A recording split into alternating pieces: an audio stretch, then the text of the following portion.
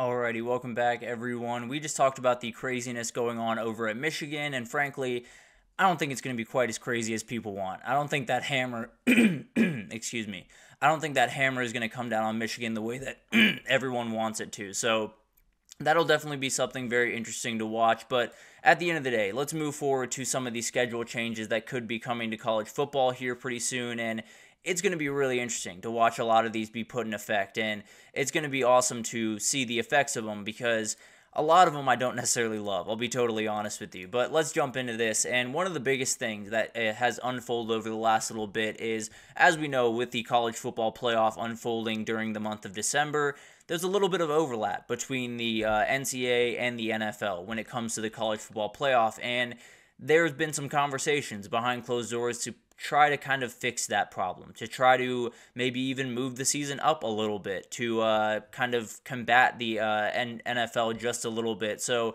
this is a very interesting conversation. When you talk about week 0, it's always that week where you get a little bit, but not the whole thing, and then week 1, we really jump in. And obviously that's what we're looking forward to this upcoming week. But what if it moved forward a week? What if week 0 what if week 1 was week 0? What if everything was just pushed back just a little bit and conference championships happened not on Thanksgiving weekend was conference championship weekend, not, rivalry weekend, and everything was just shifted back just a little bit. It would make it easier with the battle with the NFL on that Saturday. I believe it's the first round matchup. There's a couple on Saturday that will combat with some NFL games that day as well. So it's an interesting conversation, and it's one of those things that definitely is going to be a big topic as we go forward because there are a lot of people making decisions that maybe shouldn't be in that position. But at the end of the day, let's talk about why this is something that they just need to fight against, plain and simple. And this is something that, frankly, can't happen to college football. And it's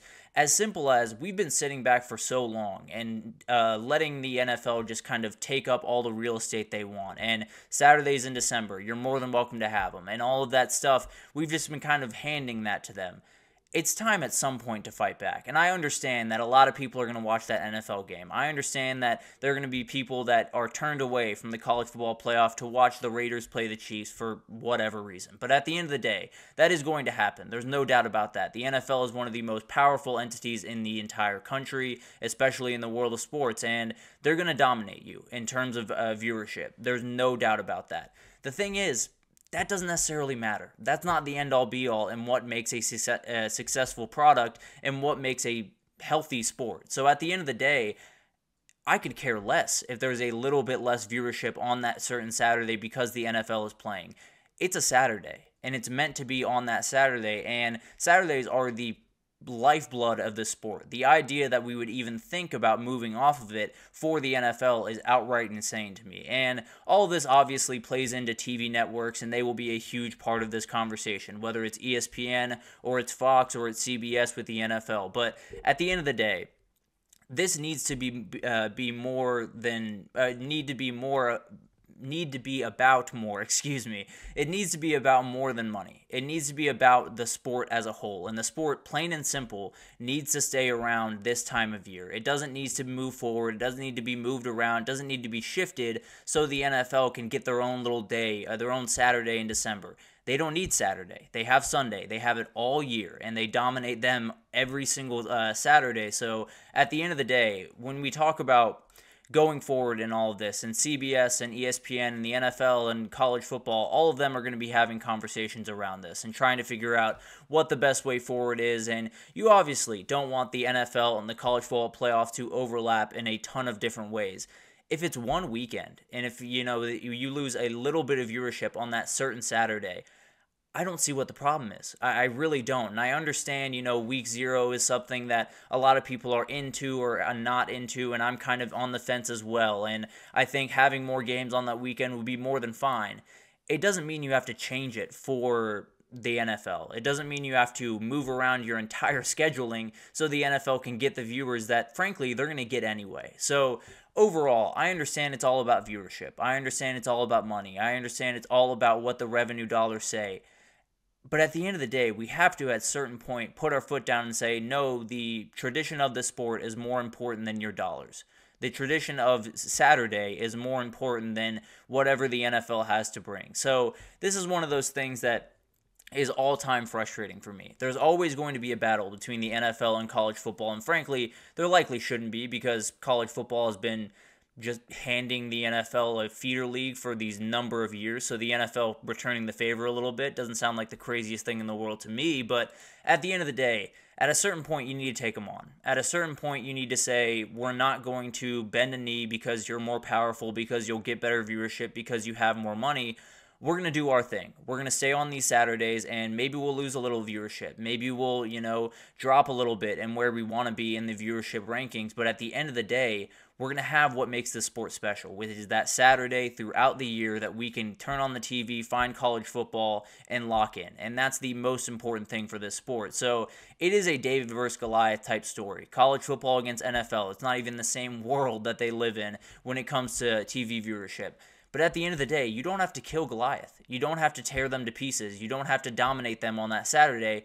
You just got to cut their foot off. If you can find a way to pull enough people away from that NFL game into the college football playoff game where the NFL rethinks that Saturday, you've won. It's not about, tearing apart the NFL. It's not about outright winning this battle. It's about just winning enough to keep the NFL off that Saturday. And frankly, I don't think that would be the craziest ask for the college football playoff. I don't think it would be the craziest thing to say that the NFL is going to look at these numbers at the end of the year and say, that Saturday in December is not giving us what we want it to anymore because of the college football playoff, so let's just go ahead and just drop that Saturday. We'll move everything to Sunday and we'll start a week later on those Saturday games. That's not a crazy ask, and it's something that you don't necessarily need to ask the NFL to do it. You just got to show them by us not watching that game. And frankly, that's going to be a little bit tough for me to do because I love just watching any football that's in front of me.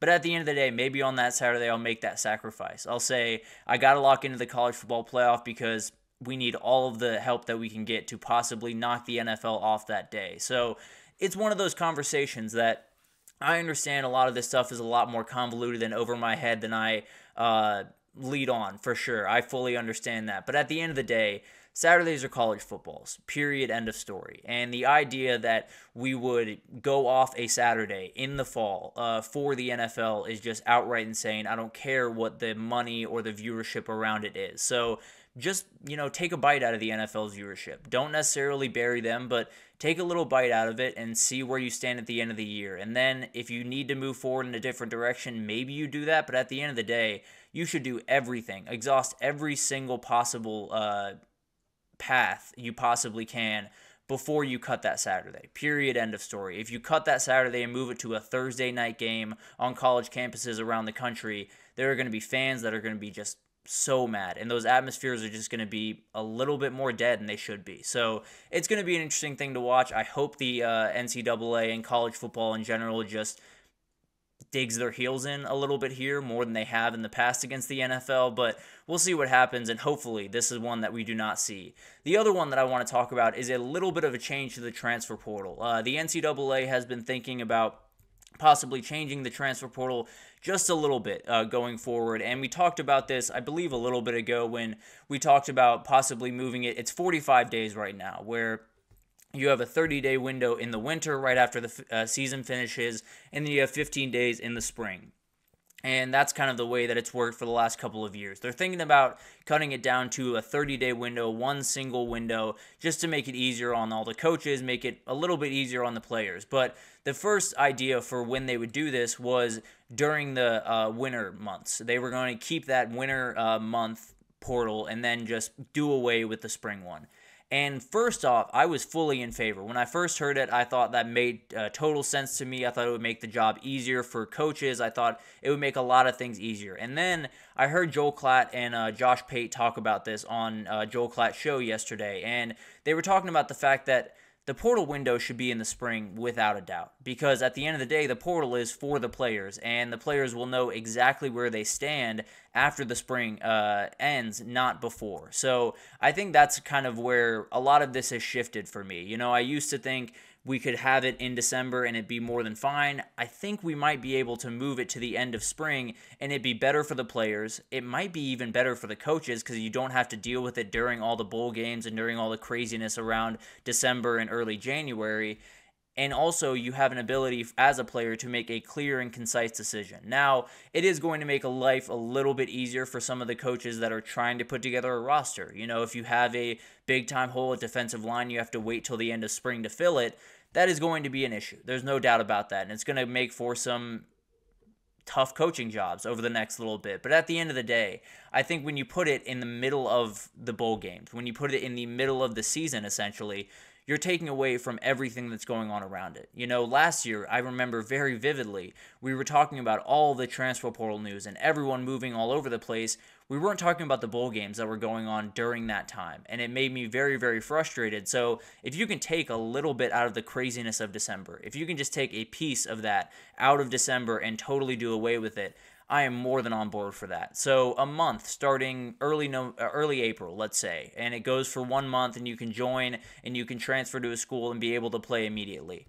I'm all for that. I think it makes sense. I think it's something that puts these schools in a better position going forward to focus on a bowl game or to focus on possibly even asking some guys to leave during that winter period during which some teams aren't playing, some teams are. But at the end of the day, putting it in April not only makes December less crowded, it makes everyone on the same exact playing field. There's not teams that are playing games and then teams that have their season over and can go out and recruit these guys all day. There aren't these, huge differences in resources that they can put towards it because some people have bigger fish to fry in December. So overall, I think this one's relatively easy. I think when you look at this one in a vacuum, it's relatively easy to just say, put a month in April.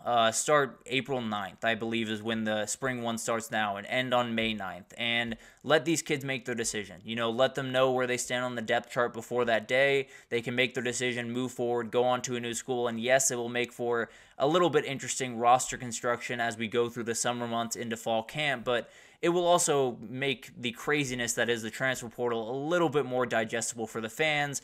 Definitely a little bit easier for the coaches and just more clarity for the players overall. So I think it makes a lot of sense. And also we would avoid the Caden Proctor situations of the world where you transfer in winter and transfer right back in spring. So we would have an ability for a lot of these guys to see out some new coaches and to see out some new systems before they make that full decision. So it'll be interesting to watch that one. I think the transfer portal one is a little bit more of a layup than the NFL versus college football battle. But at the end of the day, both are relatively layups to me. If I'm being honest, if I'm the college football or college football playoff commissioners and I'm watching all of this unfold, I'm saying we're sitting still. We'll take enough of a bite out of the NFL to where they'll rethink what they're doing, and we'll be able to be sitting there at the end of the day feeling pretty good about our decision. So it'll be really interesting to watch this unfold, and I think we're going to see some more schedule changes here pretty soon in the college football world. But let's take our third break here, and when we come back, we're going to do a little bit of a recruiting update. As we get into week one, there's going to be